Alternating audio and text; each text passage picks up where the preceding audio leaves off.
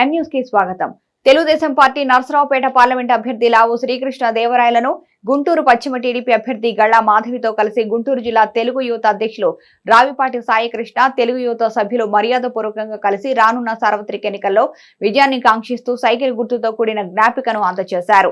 ఎంపీగా లావు శ్రీకృష్ణ తెలుగుదేశం, జనసేన, బీజేపీ ఉమ్మడి అభ్యర్థిగా భారీ మెజార్టీతో గెలవడం ఖాయమని తెలుగు యువత ఆకాంక్షించారు.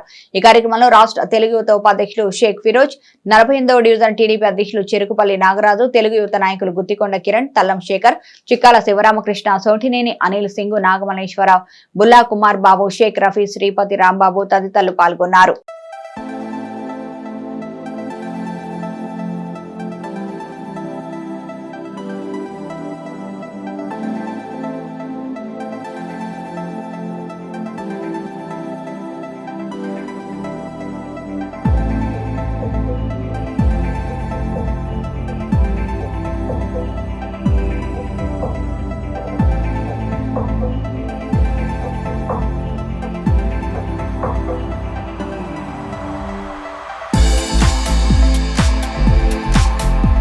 మరిన్ని తాజా వార్తా విశేషాల కోసం ఎం న్యూస్ ని సబ్స్క్రైబ్ చేయండి, మీ మిత్రులకు షేర్ చేయండి.